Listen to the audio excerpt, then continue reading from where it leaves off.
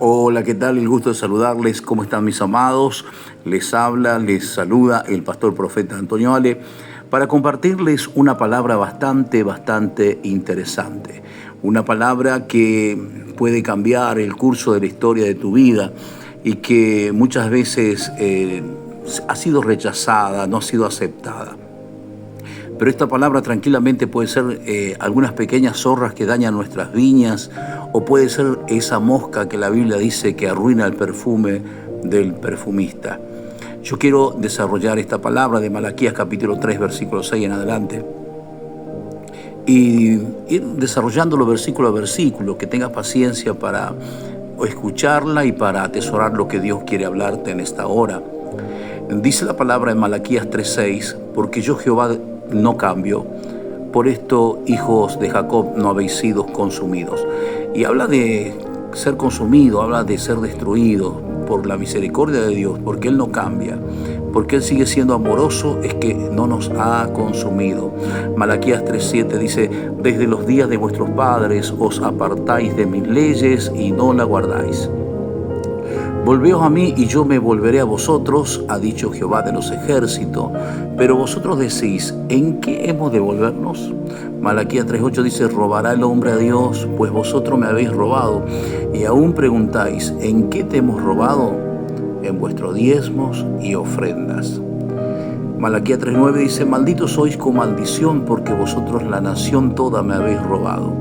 Y esto está muy fuerte porque yo soy ministro de liberación, soy una persona acostumbrada, para la gloria de Dios, a orar para que gente se libere.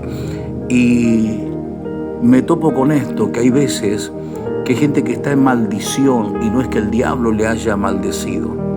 No es que el diablo le haya frenado las cosas. Es fácil cuando es el diablo, cuando son los demonios, uno reprende y el diablo tiene que salir. Ahora, cuando hay una maldición puesta por Dios, ¿cómo hacemos? Porque acá en Malaquías 3:9 dice, malditos sois con maldición, porque vosotros la nación toda me habéis robado. Habla de robo, porque estamos hablando de un diezmo que es de Dios. Por eso Jacob, cuando peleó por la bendición, peleó contra el ángel. Dice que en medio de la lucha que estaba haciendo Jacob, el ángel le preguntó y le dijo, ¿cómo te llamas? Y él le dijo, Jacob, no puedo bendecirte. Y el ángel se cerró en que no puedo bendecirte. ¿Por qué? Porque Jacob significa ladrón, significa adulador, estafador. Entonces, hablando de ladrón, Jacob era un ladrón, porque Jacob, luego de un tiempo de haber luchado con el ángel y todo, después él hace un pacto con Dios y dice, yo el diezmo te daré de todo lo que gane. Él estaba robándole a Dios, no podía recibir la bendición por más que pelee, que luche por la bendición. Y bueno, hay principados de miseria, de pobreza, de escasez, de faltante, y a los principados se lo vence con principios. Estos principios bíblicos, Malaquías 3:10, traed todos los diezmos al alfolí y haya alimento en mi casa. Probadme ahora en esto. Qué bueno, la única parte de la Biblia donde Dios dice probadme. Qué desafiante, probadme ahora en esto. Como diciendo, vos no estás diezmando, probadme, comenzá a diezmar. Probadme en esto. Dice Jehová de los ejércitos, a ver si no os abro la ventana de los cielos y derramo bendición sobre vosotros hasta que sobre y abunde. Probadme, vas a ver si no te abro los cielos. Probadme, vas a ver que te va a abundar, se te va a multiplicar, te voy a ser fiel. Es una promesa de Dios donde Dios te desafía a probarle. Malaquías 3:11 dice, reprenderé por vosotros al devorador y no destruirá el fruto de la tierra, ni vuestra vid en el campo será estéril, dice Jehová de los ejércitos. Qué tremendo, ¿no? Porque a veces podés desgargantarte reprendiendo al diablo de miseria, de pobreza, y no se va. Pero cuando tú te activas, cuando tú pones por obra la palabra, cuando tú diezmas al Señor, cuando tú separas tu diezmo para Dios, Él lo reprende por vos al devorador. Malaquías 3:12 dice, todas las naciones os dirán bienaventurados porque seréis tierra deseable, dice Jehová de los ejércitos. ¿Sabe lo que es que una persona sea tierra deseable?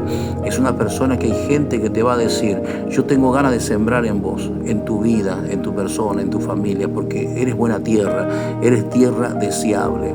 Malaquías 3:13 dice, vuestras palabras contra mí han sido violentas, dice Jehová. Y todavía preguntáis, ¿qué hemos hablado contra ti? Habéis dicho, por demás es servir a Dios. ¿De qué aprovecha que guardemos su ley y que andemos afligidos en presencia de Jehová de los ejércitos? Hemos visto que los soberbios son felices, que los que están en impiedad no solo prosperan, sino que tientan a Dios y no le pasa nada. ¡Wow! Esto es tremendo, porque ¿cuántas veces el ser humano dice, al final, ¿para qué voy a guardar la ley de Dios? ¿Para qué voy a diezmar? Si hay gente que son impíos, soberbios, y ellos son felices.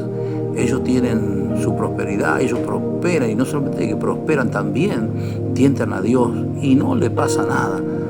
Entonces, dice Malaquías 3:16, los que temían a Jehová hablaron entre sí. Jehová escuchó y oyó. O sea que Dios te escucha y Él oye cada palabra que soltamos, esas palabras ociosas de nuestra boca. Y fue escrito ante Él un memorial de los que temen a Jehová y honran su nombre. Dios te tiene anotado. Vos que le temés a Dios, vos que cumplís, que honrás el nombre de Jehová, haciendo este mandato. Malaquías 3:17 dice, serán para mí especial tesoro, dice Jehová de los ejércitos, en el día en que yo actúe.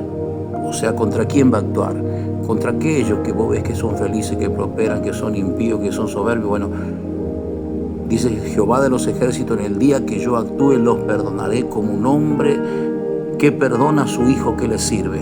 Malaquías 3:18 dice, entonces os volveréis y discerniréis la diferencia entre el justo y el malo, entre el que sirve a Dios y el que no sirve.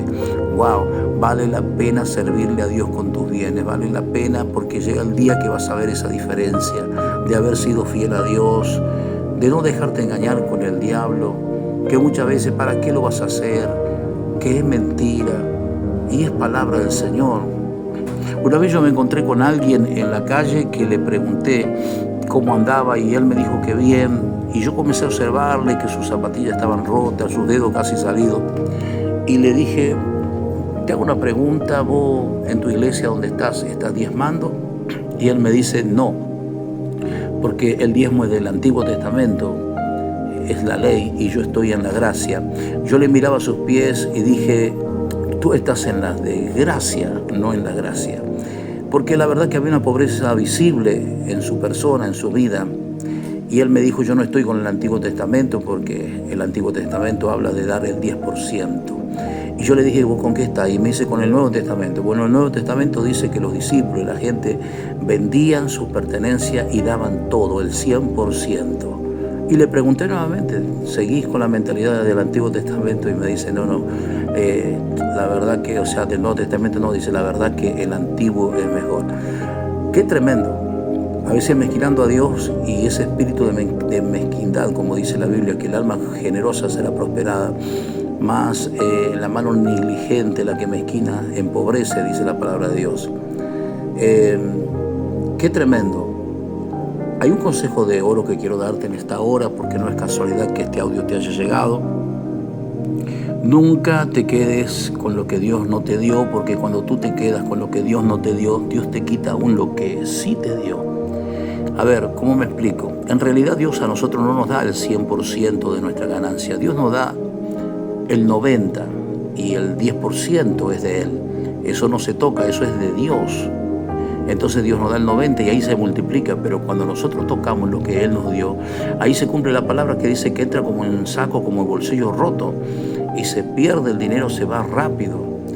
Entonces la palabra de Dios nos muestra esto, que no hay que quedarse con lo que no es nuestro, sino que la parte de Dios hay que darle a Dios. Por algo la Biblia dice, dad al César lo que es del César y a Dios lo que es de Dios. Quiere decir que hay una parte que sí es de Dios y que no hay que tocarla. Entonces cuando tú te quedas con lo que Dios no te dio, Dios te quita aún lo que sí te dio, que es el 90%. Se va rápido. Es increíble eso, pero tenemos ejemplo bíblico. Dios le dio a Acab una nación, Dios le dio un reino, pero este cabezón quería las viñas de Nabot y eso no le había dado Dios. Y por quedarse con las viñas de Nabot perdió el reino, perdió la nación, lo perdió todo. Eh, Adán y Eva, Dios le dio un Edén y le dijo que disfruten de todos los árboles del huerto, menos de un arbolito que estaba allí. No tenían que tocar ese porque ese era de Dios. Y sin embargo, ellos tocaron lo que era de Dios, y por haber tocado lo que era de Dios, perdieron el Edén, perdieron los demás árboles, perdieron toda la naturaleza que Dios les había regalado. Entonces el consejo es no tocar lo que es de Dios, porque cuando tú tocas lo que es de Dios, lo que Él no te dio, ciertamente luego te toca a Él lo que sí te había dado. Y hablando de dar, nosotros en realidad no le damos el diezmo a Dios porque es de Dios, le entregamos. Porque si fuera a darle, Dios diría a nosotros, dame tu diezmo, tráelo, o sea, dame tu diezmo al alfolí o dame tu diezmo. Pero el Señor dice, traed los diezmos, no dice tu diezmo, los diezmos al alfolí. ¿Por qué dice traed? Porque es de Él. Así como dice la palabra que de su mano recibimos y a su mano lo damos, de esa manera también Él nos expresa diciendo como una orden, traed tu diezmo. Y esto va para lo que dicen, yo no siento de diezmar. No se trata de sentir, se trata de obedecer. En la obediencia está la bendición. Por eso dice traed. Te da una orden, dad al César lo que es de César y a Dios lo que es de Dios. Entonces la multiplicación viene a través de lo que podamos activarnos, de lo que podamos obedecer a Dios. Desde allí viene la multiplicación. El caso de la viuda, que se le multiplicó el aceite, que ella vendía del aceite, se multiplicaba el aceite. Lo que le dijo el profeta ciertamente es, pide vasijas prestadas, no pocas, y mientras tú tengas las vasijas, el aceite se multiplicará. Cuando se llene una vasija, pon una aparte y la demás se multiplicará. ¿Se podían haber multiplicado sin poner una parte?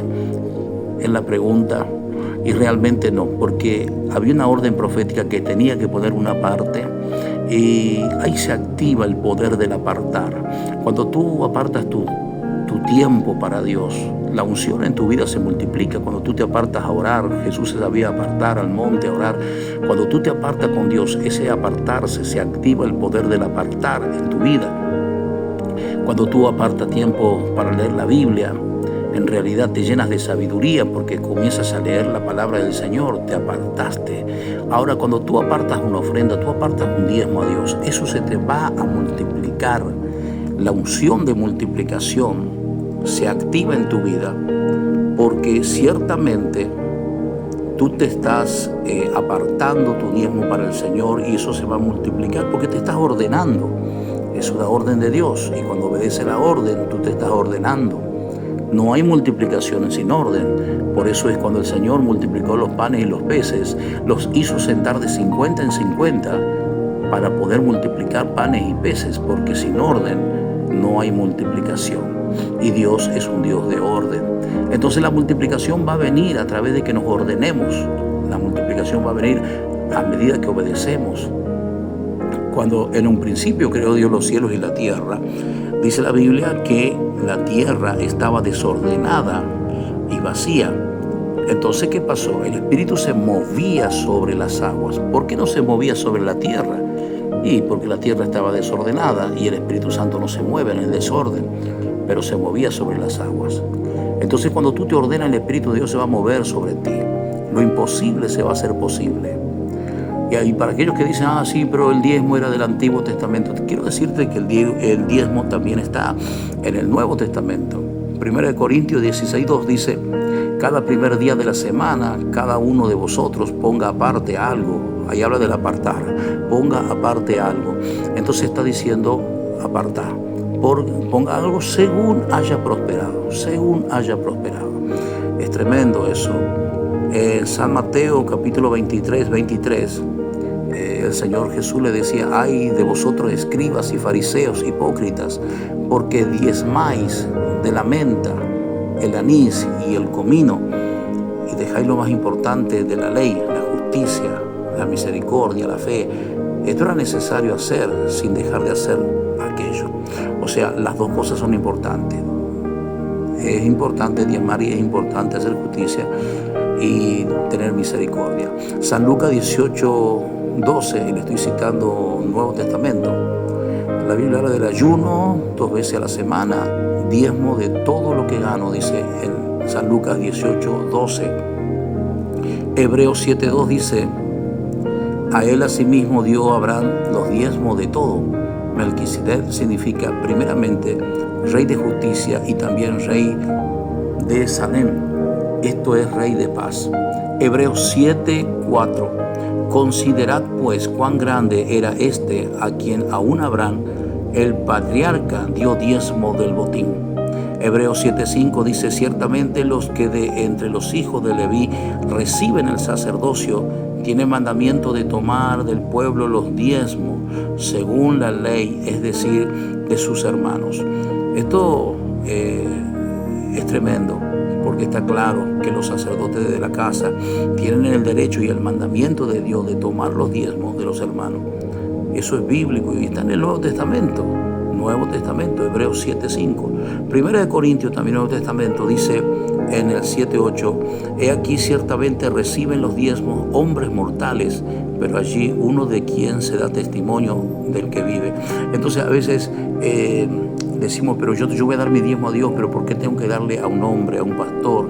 Bueno, ahí está 1 Corintios 7:8. Y he aquí, ciertamente reciben los diezmos hombres mortales, pero allí uno da testimonio de que Cristo vive. Es verdad, porque uno se mueve en fe, uno lo hace para Dios. La Biblia dice, todo lo que haga, hacerlo como para Dios. Y uno lo hace para el Señor, en fe, y Dios respalda de esa manera. Luego en Génesis 14:20 dice, bendito sea el Dios altísimo, que entregó a tus enemigos en tus manos y dio a Abraham los diezmos de todo. Wow. Los diezmos de todo. Abraham era el padre de la fe, Abraham era un patriarca, Abraham era amigo de Dios y él dio el diezmo de todo. O sea, de lo que le iba entrando, él separaba el diezmo para el Señor, dio el diezmo de todo. Génesis 28:22 dice, y esta piedra que he puesto por señal será casa de Dios y todo lo que me des, el diezmo apartaré para ti. Ahí estaba diciendo Jacob esto. Todo lo que me dé, yo voy a apartar el diezmo. Él se había cansado de pelear contra el ángel, de pelear por la bendición. El ángel no podía bendecirlo porque Dios no había transicionado su vida. Todavía era Jacob, todavía era ladrón, todavía no estaba diezmando, no estaba haciendo lo que tenía que hacer. Y acá dice, bueno, esta piedra será testigo, yo voy a comenzar a diezmar.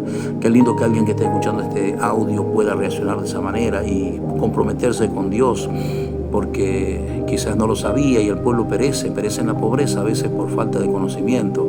Levítico 27:30 dice, el diezmo de la tierra, tanto de la simiente de la tierra como del fruto de los árboles, es de Jehová, es cosa dedicada a Jehová.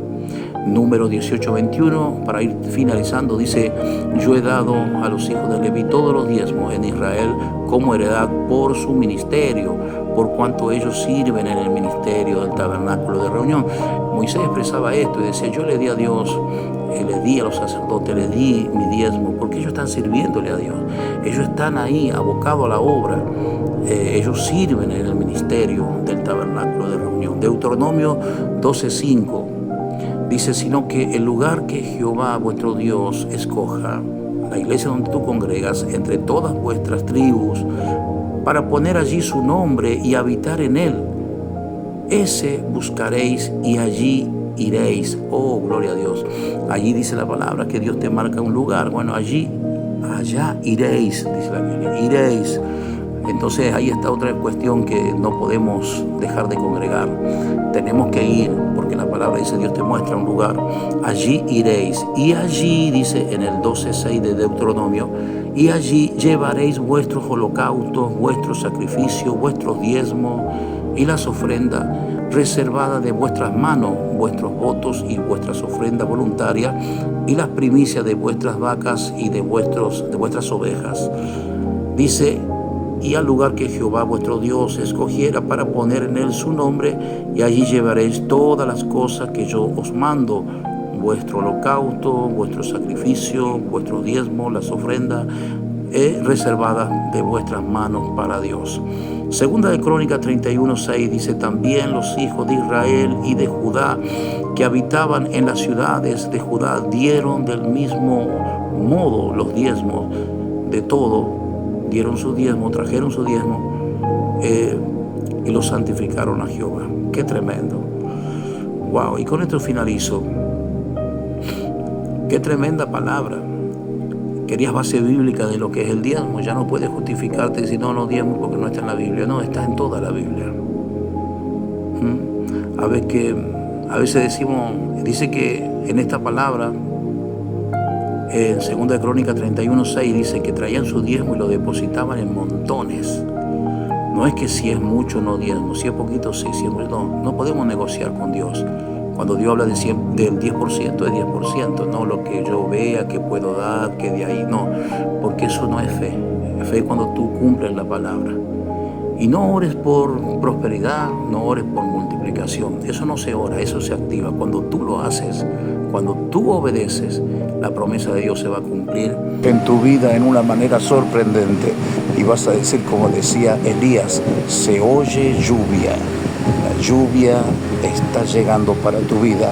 Que Dios te bendiga. Nos vemos en la cima.